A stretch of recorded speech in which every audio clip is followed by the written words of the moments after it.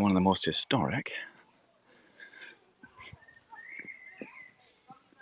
That's one of the 4 border abbeys. We went to Melrose last week, and maybe Jedburgh next week, we'll see. So it's a ruin, obviously, built in the mid-1100s, and destroyed by the English, of course, inevitably. Destroyed by the English a few hundred years ago. So we'll have a good wander around the grounds. Alright, Nita. Have a good wander around. Walk into it, show you some of the architecture. Show you some of the graves. Show you the natural environment as well. Show you an extremely old tree. Keep 2 meters apart, everybody.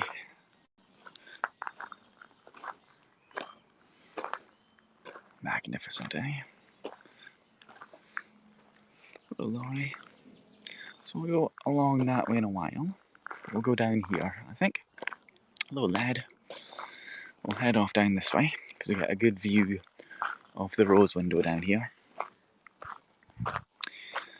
So like I say, this abbey was built in about 1150 by Hugh de Morville, who was required by David I to build an abbey here. And it was built by Premonstratensian, I think is the word, monks, who came here from France in order to spread their religion. Oh, Chad, welcome. And I like to come here every February or March, if I can do, because this ditch here is filled with snowdrops. But obviously not today. Thank you for the awards, Little Dipper and Dodar. I'll show you the rose window in a moment from the other side. I just want to walk around a little bit at the moment. Hello, good morning. How are you? So yes, this is what the monks created. You can see we are down here, down off the bottom here, and you can see that window is there, and these, Rob, these doorways are down here, underneath there and down here. Yes, I'm never entirely sure how to pronounce that word. Premonstratensian, I think. Thank you, lad. So we are kind of, well, there's the cellars there. And, yeah, the chapter house up there. You can see the window, the big arch way to the chapter house and so on. Now I hope we can get into the little rooms up there. Hopefully there's not too many people hanging around at the moment. But that's one of my favourite pieces of architecture here. Did I say it right? Oh, thank you. I appreciate that. One of my favourite pieces of the architecture here, the rose window. Supposedly, I don't know if it's accurate or not, but supposedly it's divided up into one circle with 12 leaves. Supposedly the circle being Christ and the 12 leaves being the apostles. I don't know if that was the intention, but that's how it looks anyway. But you can imagine it being stained glass, maybe pink or red stained glass. And we're facing west here, so the evening sun would come through there and light up the rooms. Petals or leaves, yeah. Well, petals, I suppose, isn't it, if it's a rose. Let's walk over to the little obelisk over there. Hello, Pat. So, last night, perhaps in their weekly broadcast of the week broadcast, they suggested that this week's theme should be history. I was going to come here anyway, because I was at Melrose last week. So I decided to come to Dryburgh this week, so I was going to come here anyway. That's a big fly. It's flown away. Yeah, so I was going to come here anyway and show you this history. I didn't hashtag it, no, because I'm not sure which of my broadcasts I want to put forward for the history broadcast of the week. That's this week's theme, and I've got, a choice. James II of Scots, that says. Throw them all in there, and I might do. But I don't think you actually have to hashtag it. I think if somebody nominates it, I don't think it actually has to be hashtagged. And James I as well. So James I think goes back to the 1400s, and his lion rampant shield there, which is still the royal standard of Scotland, but also the St Andrew's cross, senator, and a deer as well. And you can see he's dressed in 15th century clothing. He's got a dagger, but he's got a very fancy hat. Yeah, so I don't know which. I've got plenty of things I can do. James II, now he, you can see he's dressed in a suit of armour. He was a much more military kind of a king.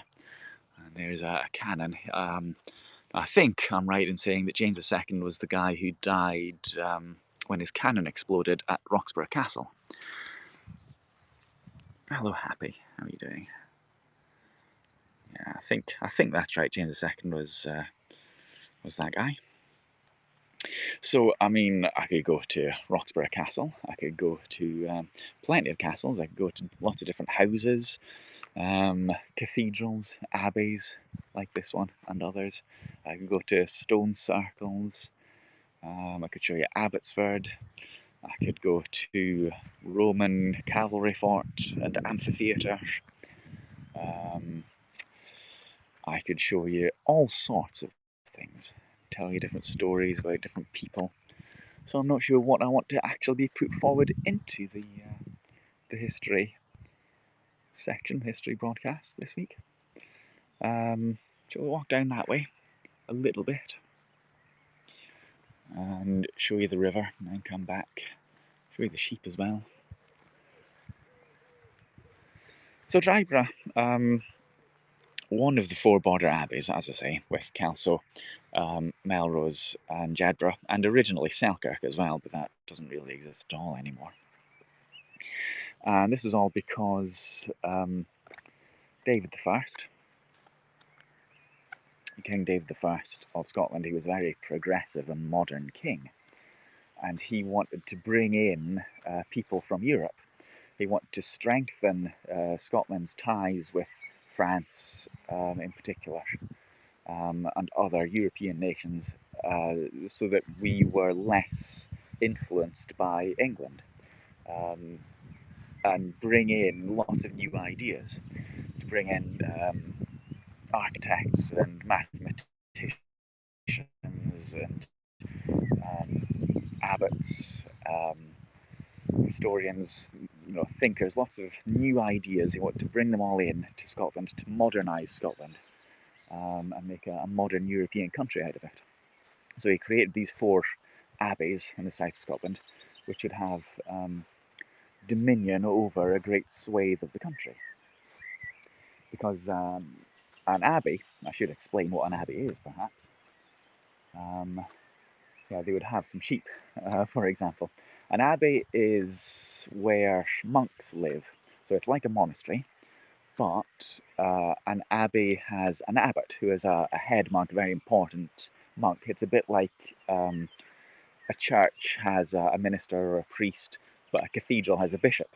So similarly, a monastery has monks, but an abbey has an abbot who is a very powerful man, always a man, who kind of would be almost the equivalent of a lord, really. Hello, Roger. He would have a great deal of power over the local area. So he would be in charge of all the local farms and the sheep. So he would, or the abbey would be often a very rich place. They'd have a lot of money because they would sell all the stuff that that was created in the local area. So all the wool and the meat and the horses, the fish from the river. Yes, disgraced former archbishop. So the abbey was a very powerful institution in the area, and it helped to civilise, you might say, or helped to create a more prosperous area in the south of Scotland. There's an egg here, which must have fallen from the tree, I guess. One of the trees. Doesn't look as if that's a hen's egg, discarded by somebody having a picnic, I don't think. Yeah, so he, David I, wanted to have this very civilised and civilising set of abbeys. Something's eaten it, yes. Something, maybe, I don't know, maybe a squirrel, pine marten. Oh, did you just see that? A bird just flew into that bird box there. Oh, there it is. That's a blue tit. Flown over there. That's nice. There's how abbeys. Yeah, well, you've got Buckfast Abbey, which is still a business selling fortified wine. Let's see if that bird comes back. It might, well, maybe if it goes sit on the bench, it might choose to do that. Lieutenant Colonel Gordon Bowie, Gordon Highlander, 2nd Gurkha, Scot. Almost 100 years old. This bench is given by his family to commemorate a remarkable man. I know I don't like Buckfast, but yeah, Buckfast Abbey down in, is it Devon, I think? Let's just sit and watch for a moment to see if that bird comes back. And flies into the wee hole. These people coming past might disturb it, but you never know. More people down there as well. Lovely hearing the birds, yes. So the abbey was very powerful for a good 300 or 400 years while the monks were living here. But then along came people like Henry VIII and Oliver Cromwell, and they decided to destroy the abbey because it had too much power, because it was a centre for resistance against England, and they wanted the wealth as well, and they wanted to desecrate it when Catholicism was being eradicated, attempted eradication of Catholicism, because obviously all the religious buildings were all Catholic, including the abbeys, so they wanted to destroy them. But I might be playing bird box with, maybe it is. Doesn't look like it's going to come back though. Not at the moment, anyway. It's nice to know it's in use though. Nice to know there's actual little chicks. What do they call chicks, I suppose? In there. More political than religious, although they were never separate. Yeah, I mean, it was very much a political move to do that. But yes, they were very much mixed up together. The politics and the religion were together.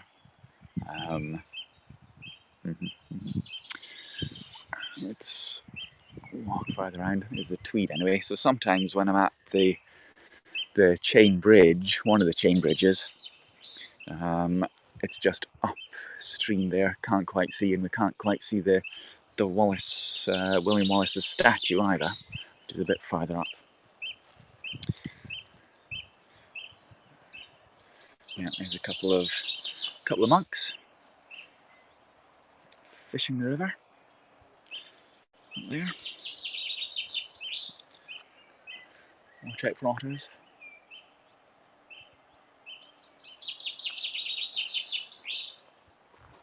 I like to stand here, like I say, in spring and see all the snowdrops blooming here. It's you know, a huge carpet of white snowdrops all the way up here.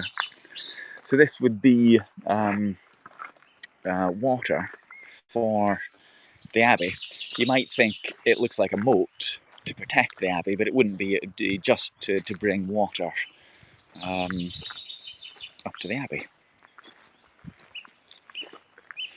There's a few forget-me-nots here, which are pretty. Phone picks up good birdsong. I'm glad to hear it.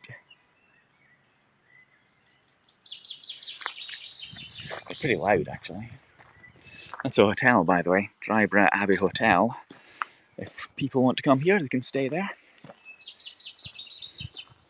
Rather impressive hotel. Probably full at the moment. So we'll go and look into the abbey itself. Wander around it. It's a shame that I couldn't come here in the spring, because obviously it was closed because of the thing. There's a few daisies down there too.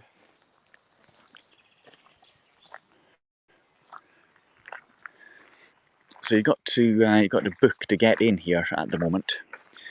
They're only allowing so many people in at a time, up to 20 people, I think. But because I'm a member of Historic Scotland, I can get in for free. This is still spring, yes. As far as I'm concerned, spring is February, March, April. Well, sorry, March, April, May, I should say. And then June, July, August for summer. September, October, November, autumn, and December, January, February for winter. How much a night for a room? I'm not sure. I mean, I've never... 200 for dandelions? Oh, no, I've seen dandelions yesterday. Yeah, because I live here, of course, I've never needed to book a room at Dryburgh, so I don't know. That one is it's a cherry tree, common cherry, Prunus avium. There'll be dandelions around. I think I can see some over there.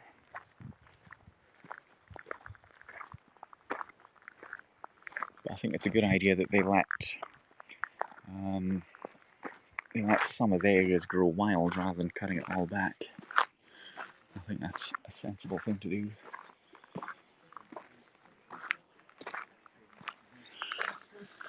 What's that one? Common lime tree, that one. Tilia ex Europea, it says.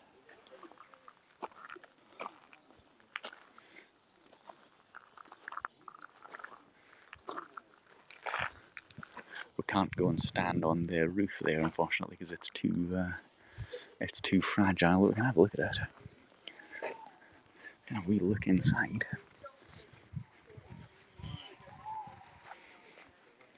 Mind your head, it says. But look at that. Look at the construction of the arch there. How it's got the vertically placed slabs. Just clever, isn't it?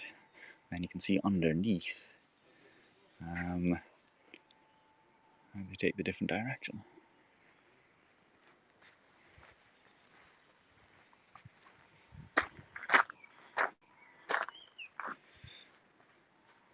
So we can't go in there, unfortunately. So let's head up this way. Good place for taking photos.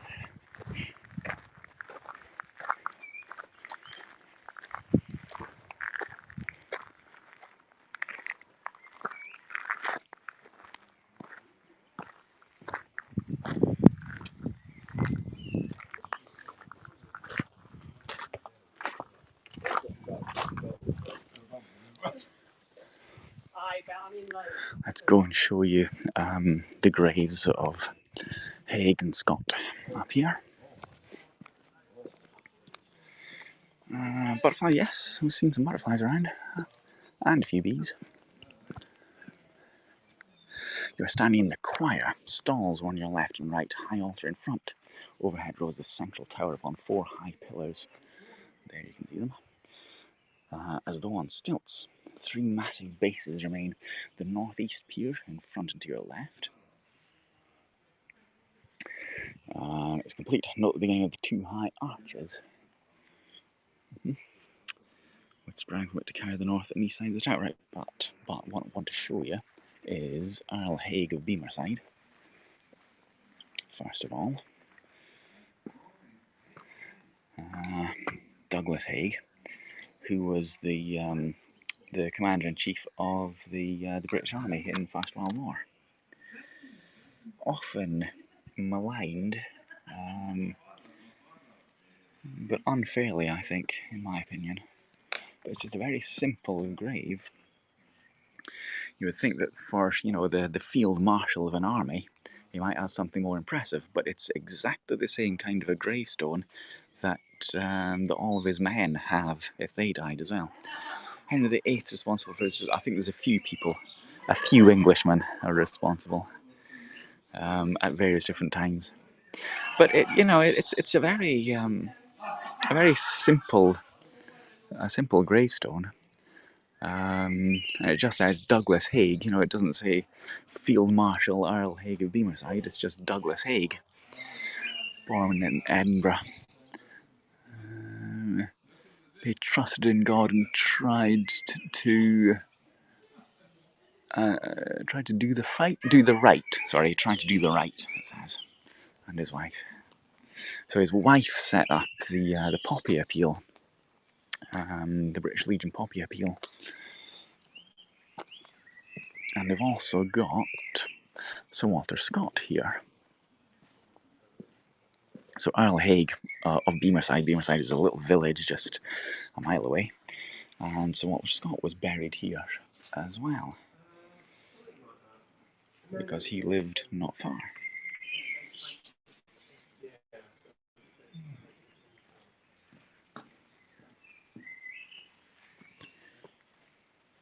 So that's his tomb.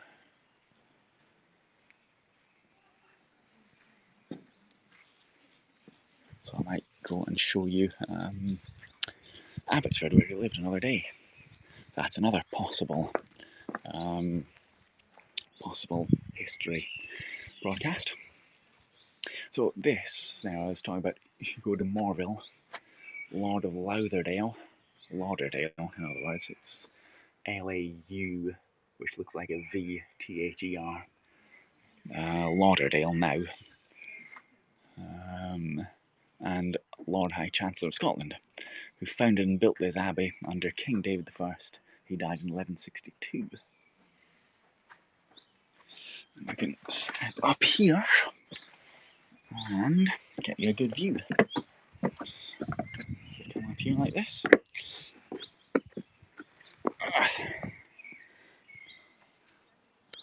We get a nice view of the abbey. But what we can also do is we can go up there and show you that. So let's hopefully I can step down.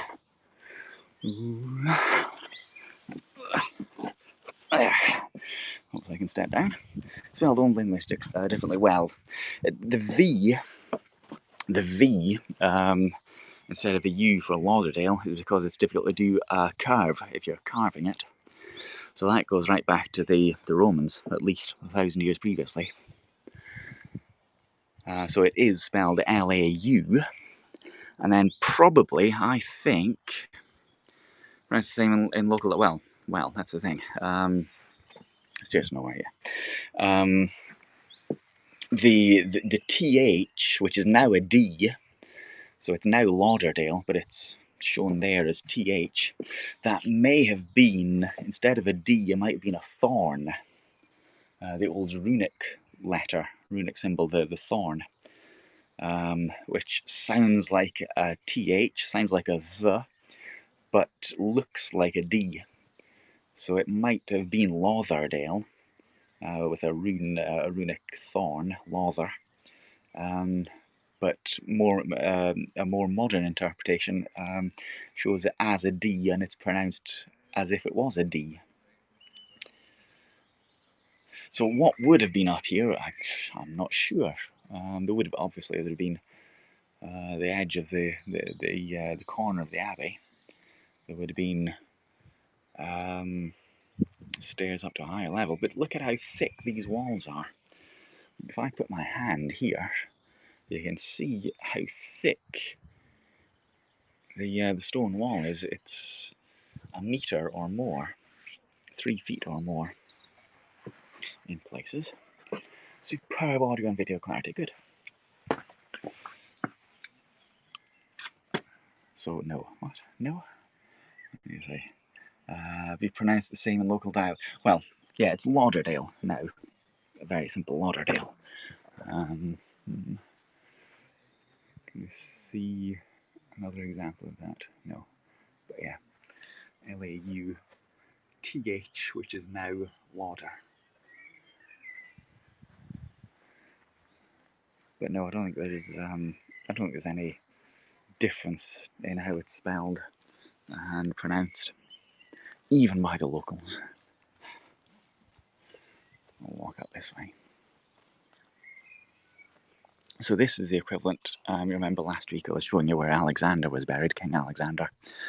That's the high altar up there. That's the equivalent place in Dryburgh. But no kings buried here. Just Walter Scott and Earl Haig. It's like the stair used during the night services. The night stair.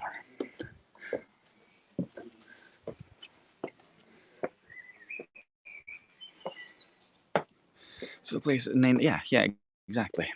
So Fort Lauderdale, named after real Lauderdale, which is just a few miles away. Where the stone came from? Oh, it'll be local. It'll be local. I mean, the red sandstone there.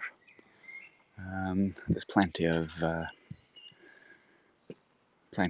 local quarries for all the stone. Yeah, so there you can see the rose window again. There. And it would be, a much more impressive building extending out like this with the storage underneath. And you see all of these holes in that wall. You've got lots and lots of holes. They would be for supports, so they'd be under here. So you'd have wooden supports coming out, placed into the holes all the way along the wall. And then you'd have this gallery sort of thing underneath on all 4 sides. But not there anymore.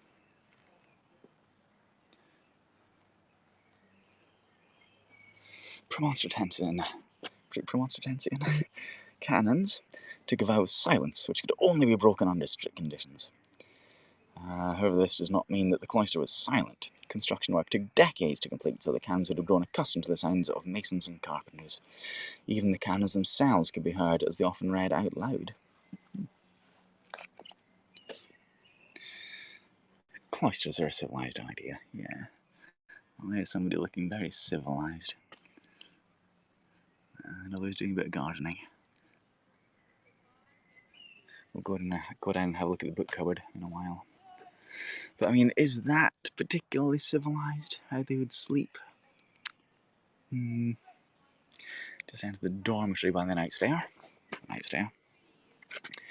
Canons route to and from their nighttime services. The monastic ideal of communal living was thought to foster unity and resistance to temptation. So all of the canons slept in this large room. Eventually partitions were added. Not sure if it would foster lack of temptation, but one group at a time, everybody.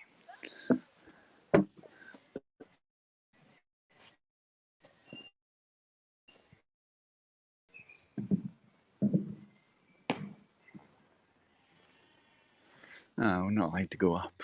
Sadly, they're going to take you up the spiral staircase there. But it looks like we're not. Well, yeah, but you can. Ordinarily, you can go up there, and you get a very good view. If you stand up there, I've got some pictures. I'll put them on my Twitter, perhaps. You can see the drain here. Obviously with a green modern colour. There's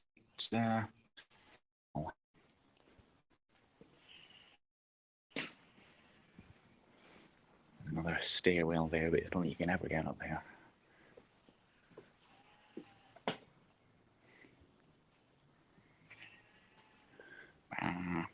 Look at the construction there again. Visited and sang cathedrals with cloisters, wonderful atmosphere. Yeah. Didn't know you were a singer.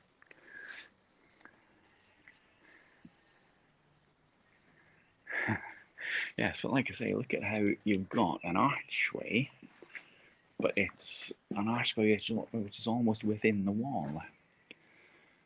So has this been made to narrow the doorway, so it was like that, but it's been narrowed? Perhaps. That would make sense, wouldn't it?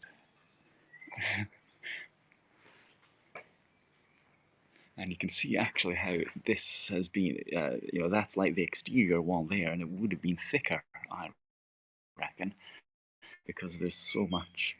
The edge of the wall there suggests to me that this is only half the wall, so it should be thicker than that.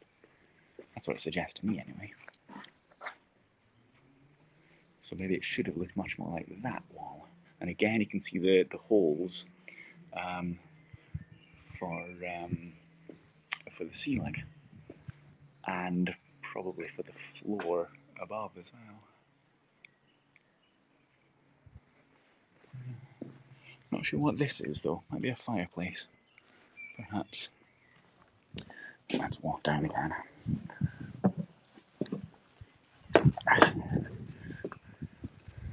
Walk back around and down this way. Why make it narrow? Well, monks do funny things. Who knows? Maybe it's to stop more than one person going in at a time.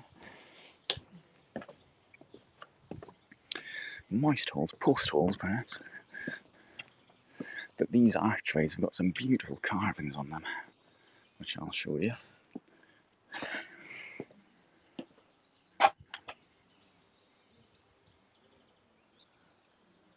Joist, yes, joist.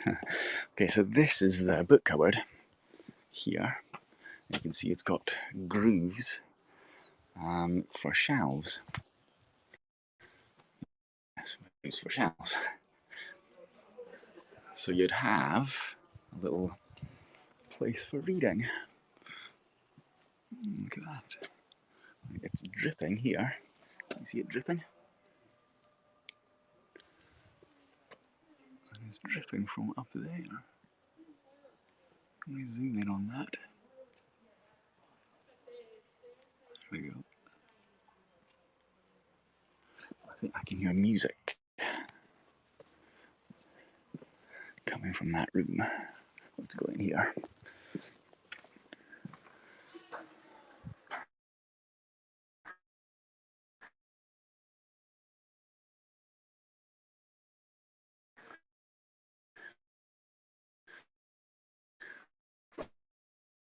It is seems the diagonal cross through this creep.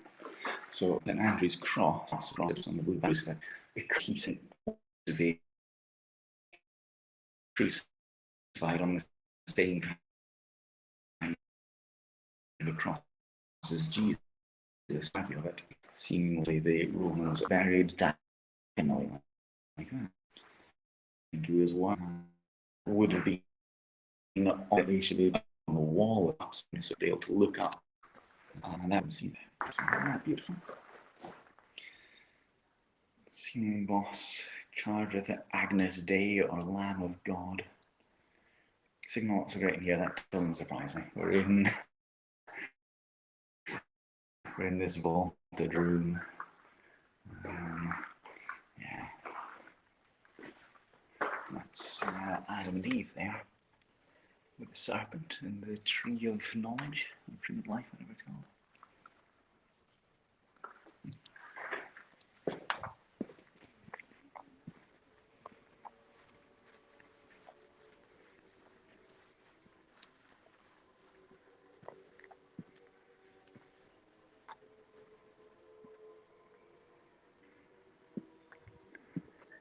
Come back to that in a moment. We take for granted still have a great effect in our development, do they? Well, some of us do. Some of us have a great effect in our development. Some of us don't. But look at those arches, aren't they amazing? So these are round arches, Norman arches, which indicate the era they were made. After after about the 1200s, you'd get more pointed arches in the Gothic style, but these ones are round, which suggest they're from the no later than the 11th or 12th century, probably. Well, Mr. Frosty.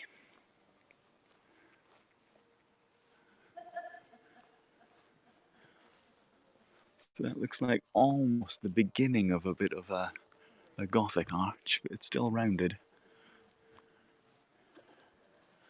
Look at how tall it is, it's amazing. Like a J-Bird PC. I think, can we get down there today? Oh yeah, there's some dandelions. Just a few. Mr. Frosty. Fascinating place. It is, isn't it? It's really beautiful. It's so peaceful. You can easily imagine the monks being here. So there would be an enormous building, you know, a huge cathedral-looking building up here. Around, but simply, yeah, I don't think they had the technology for doing the pointed arches. The lavatorium, or wash place, used before entering the adjacent dining hall. So there's a trough here, I guess, for washing your hands. Or washing other things. But you notice how it's not quite a perfect arch with the decoration in the centre. So maybe it's had two, actually. Maybe it's had two and one's come off.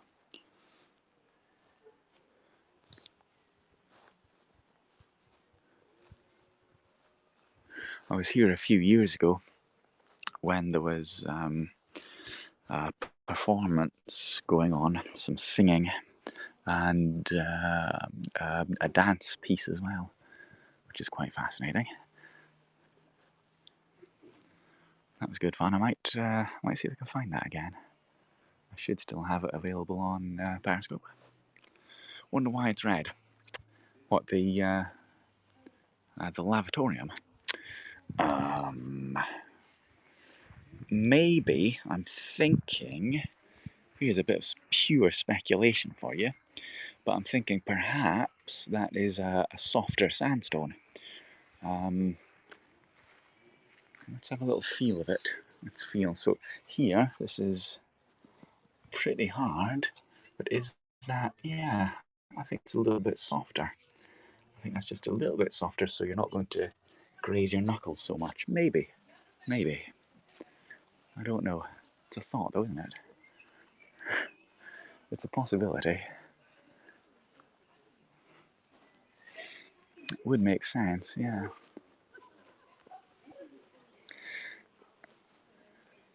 I think, shall we go around that way? And I'll show you the tree.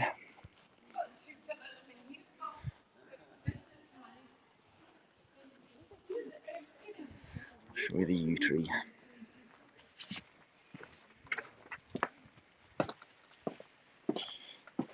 So what I'm going to do, I think, is I'll put a Twitter poll up asking where I should go. Let's just have a quick look in here.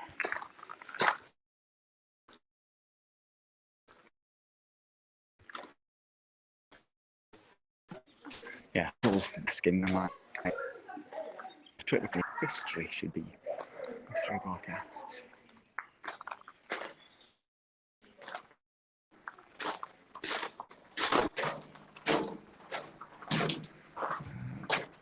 Why use it there? Well, so if that's the lavatorium there, Richard, that was where you would wash before you would eat. So it's right beside the eating place, whatever that would be called in what would be a refectory, I think. Old paint. No, that was definitely the stone. This is one of my favourite parts of the Abbey because it's so beautiful with the trees and the look of the stone. And here I want to show you the yew tree.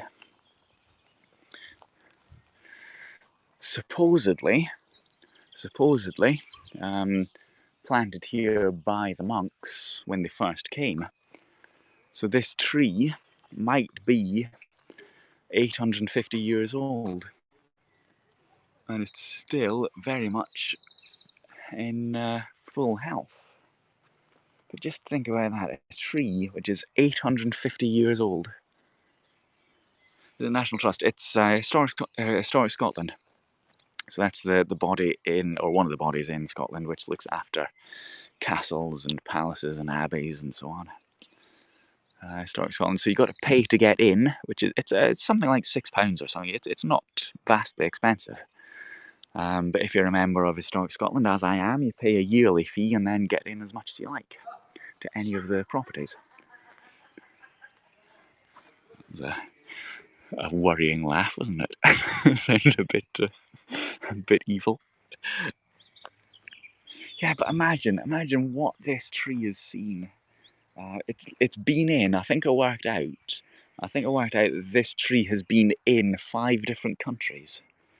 So at the moment, it's in the United Kingdom. It's also been in Scotland.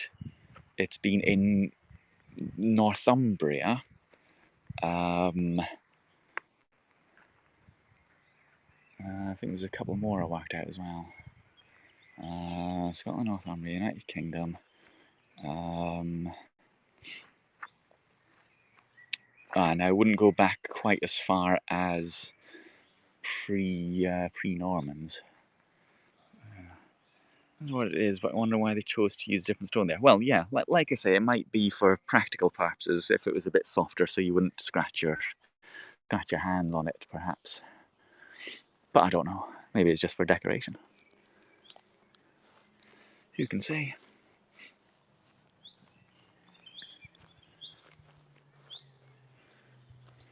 But yeah, I do think this is one of my favourite parts of the Abbey, favourite views. Yews are shrubs here. Well, the yews are often planted in graveyards because they live so long. They're like a symbol of, I don't know about everlasting life, but a symbol of very long life. So yes, they're often planted in graveyards here. And when you're 800 years old, you get a decent size.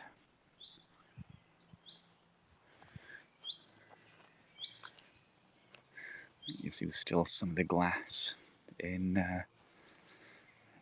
these rooms. Longevity, yes, that's the word. That's it. Spirit and souls, yeah. I mean, that tree was 400 years old when Henry VIII came here. That gives you some idea of its age.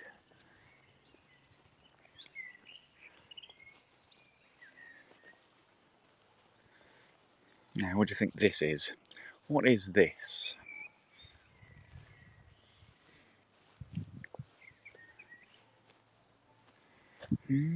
What do you think? Is it used that statins are from? I'm thinking foxgloves, or is that something else? I'm not sure. No, foxgloves are something else to do with the heart. Grinding flour, bathtub, could be. animals? What, a trough for animals, you mean? If I lived near there, you'd often find me ringing over the phone, but yeah, stone casket. I think that's the most likely one. I think it's because that looks like a head was placed here. I think it's a coffin. That's what I reckon. And notice it's not. Notice the shape of it. It bows out and comes in, and it's about 5.5 feet. Maybe 1.5. Digitalis, that's it. Yes, that's what I was thinking of. That's right. That was discovered by a man who's buried at a church not far away from here. I forget his name, but he lived in the 19th century. Handmade brick at its best. Well, that's stone. That one. But yeah, I think it may well be a coffin. I want to show you an interesting thing just up here. Red yeast is used for cholesterol, do you think, is it? So this is where I climbed up the spiral staircase just here. There you can see it, see the view, but this is something I want to show you here. So let me listen to this, okay? Listen.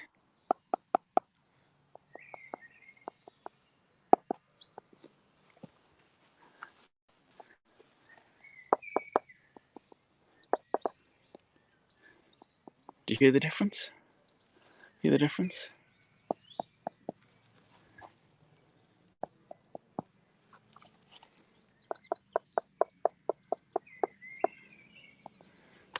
And this one.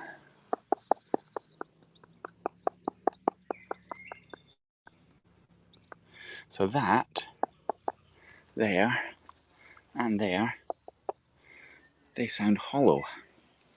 Yeah. And there's a mark on that one, a stonemason's mark, I think. So yeah, it's interesting. What's in them? Who knows? Who knows? Are they actually hollow? Or do they just sound like it?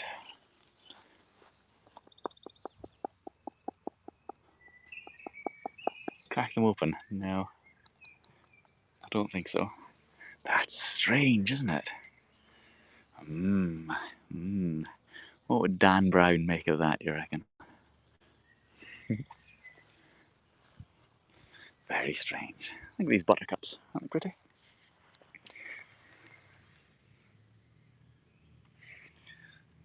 I've got a mysterious thing has appeared on my knuckles now.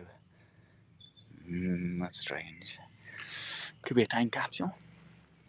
I'll show you some of the graves.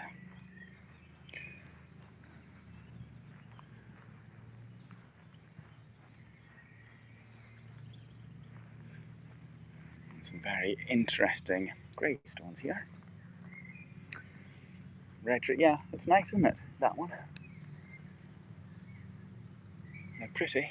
You could grow one of those, couldn't you, Abbey?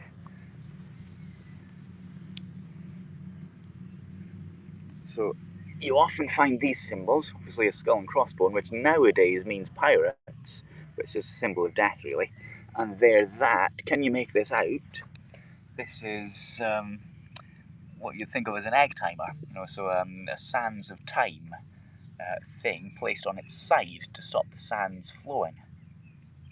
So that's a symbol of a life stopped or time stopped by putting the sands on its side like that. And what does that look like? What's the expression on that face?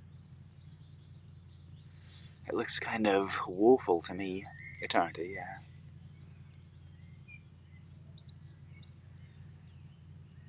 If you come here at night, you might find all sorts of animals around. Sacred to the memory of William Walker, who died at Blue Houses. Very knowledgeable. Oh, well, I like to pretend so. And his wife Janet Richardson. Their children, Janet died 10th of March, aged 10 years. Catherine, who died in Australia, aged 44. John William. It is peaceful, yeah.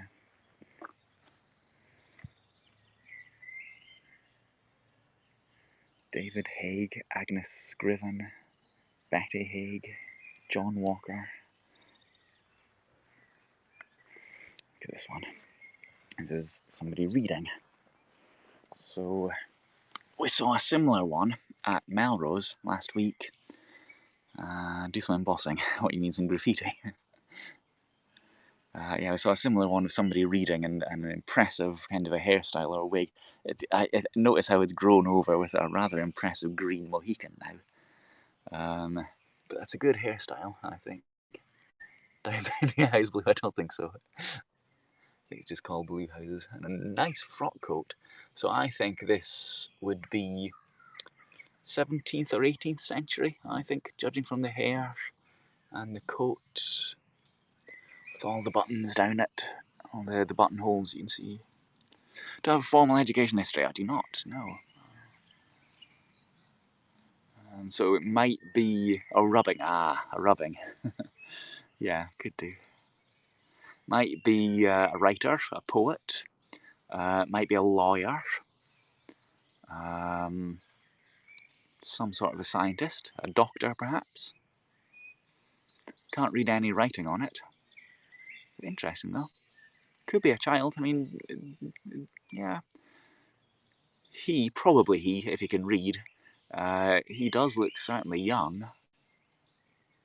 Who knows? But it'd be unlikely, I'd have thought, unlikely for a child to get their own gravestone and their own carving like that, I would think. I don't know.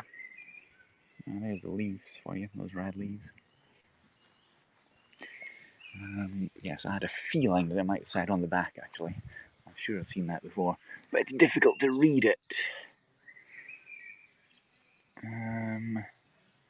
Here lies Will, I guess that's William, in Dryburgh. Died May. Can't read the date. May the IV something. Is that the 6th? Possibly. I don't know.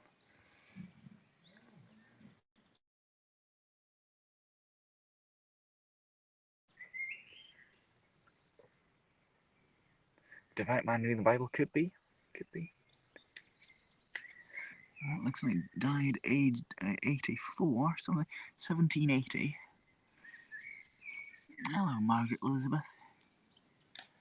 I think 1780, died aged 84, so somebody born in 1696. He's pretty old. Let's go show you the this carving here, beautiful carving.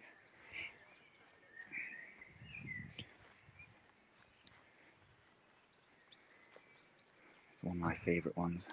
Long life, yeah. Well, I mean, not everybody died in their 20s and 40s. It's a long life, but not massively unusual. But isn't that beautiful? In memory of Peter Sterling, a resident in Dryburgh, 44 years, who died there 21st March 1847, age 71. Jean Oliver, who died at Dryburgh 1855, age 75. Thomas, who died age 36. Anne Sterling, who died aged 14. And John, artist, died 6th of May 1862, aged 55. 20 circumstances. Yeah, certainly. But I mean, you know, there's somebody aged 71. But the other side of the coin is there's somebody who died aged 6 weeks. Peter, who died 1862. But then there's another, so that's Stuart Erskine Sterling, whose son, son Peter died aged 6 weeks, but also the father, Stuart Erskine Sterling, who died aged 87. and his wife, who died aged 87 as well in 1911. So 110 years ago. No NHS, absolutely. Thank goodness we've got the NHS now, though. Now, John 10:11. Anyone know what that sounds? Hail glorious something. Some of the tombstones are retained. I don't know if they are. Don't know. Wealthy and rich could protect themselves. Also, it's sort of exploit. Yeah. Well, protect themselves to a degree. I mean, even just a cut could get infected, and you could die of infected cut syndrome. You know.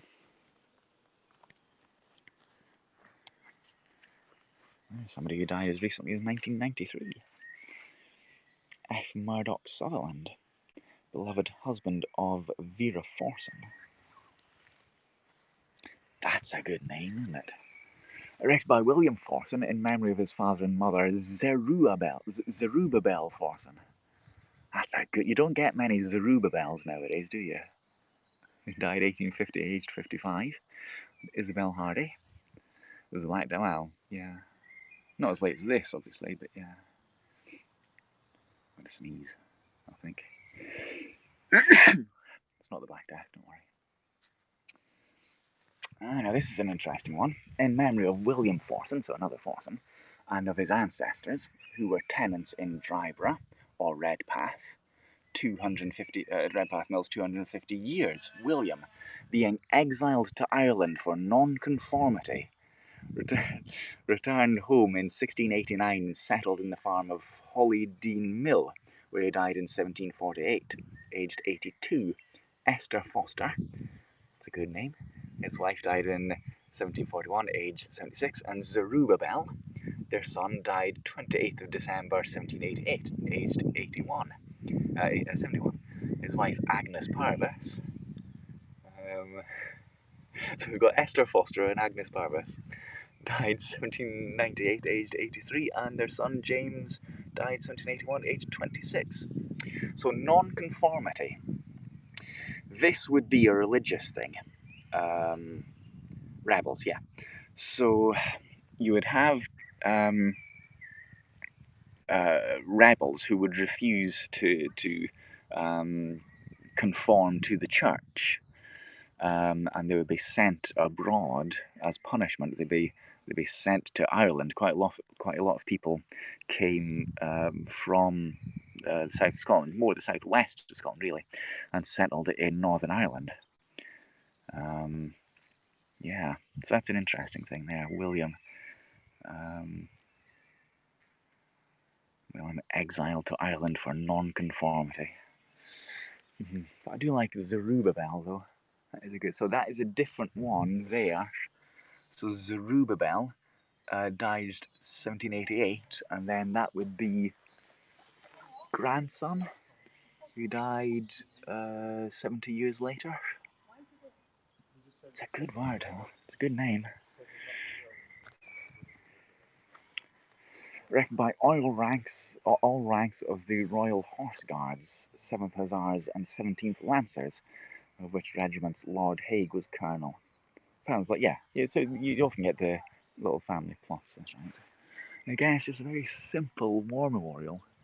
So although these were the regiments of the commander-in-chief of the army, it's another little simple war memorial. Zerubbabel's the guy's name, yes. Obviously. This cross of sacrifice is identical with those which stand above the dead of Lord Haig's armies in France and Flanders, it says. So he didn't want to be any different. I see the sword there in the crucifix form. He didn't want to be any different to any of his men. That's why he's got this comparatively simple war memorial. And step over the stones. And as I showed earlier, his say it 10 times. And his own grave is also a very simple, headstone. He's often maligned, as I say, Earl Haig Douglas Haig. But I don't think he could have done much better. Haig family originally came to the borders in the 1100s with Hugh de Morville, who we saw. Plague pits, almost certainly. Yeah. Don't walk counterclockwise around the church. Have I done that? I'm not sure. Anyway, I think it's about time to go. I'm not sure if they're closing or not at 3. Hopefully not. But we shall leave. So like I say, I will decide where I'm going to go in the next week. What I'm going to show you on the history hashtag and the history challenge. I'll figure that out. Coffee time, pizza time later. Yes, I'll figure out exactly what I'm going to show you in terms of the history.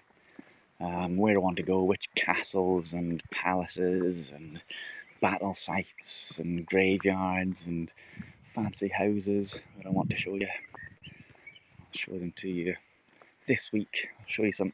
I was thinking maybe I could do a different one each day this week for all of the history challenge. We'll see. Beer review. Well, I was drinking beer last night actually. It's a beech tree, that, by the way. A lot of these trees have got little name tags on them. Which castle is this? This is Dryburgh Abbey, so it's not a castle at all, it's an abbey. Get a good view of it. A better view of it down here. But we might go to a castle this week. I'll see. Sweet chestnut, sweet chestnut. Yeah, Dryburgh. It's in the title, you should be able to see. Dryburgh. It's a very, very beautiful and peaceful and inspirational place. It's gorgeous. So, I think next week, next Saturday, I'm planning on going to Dryburgh Abbey. Congrats, thanks for. But thank you. Yeah, is there a contest? Well, it's not exactly a contest, but anyone who does a broadcast on HAPS about history will probably go into the broadcasts of the week. So every week they choose some very good broadcasts, and they have a theme each week as well. Last week it was space. This week it's history. Where's my family castle? Oh, it's not here. Not very close by, anyway. Who says I have only one family castle, though? Look at this redwood, by the way. That's very impressive. That's historical. That's old. Impressive. Anyway, right, we shall end there. So thank you for watching, everybody. Thanks for walking around Dryburgh with me. Thanks for coming. Thanks for all of your comments. Thank you. So I'll do some more this week. Thanks for your comments. Thanks for your awards. Thanks for your questions as well. And I will see you probably several more times this week for more history broadcasts. So I'll see you all later. Cheery bye. Thanks for watching. Bye-bye.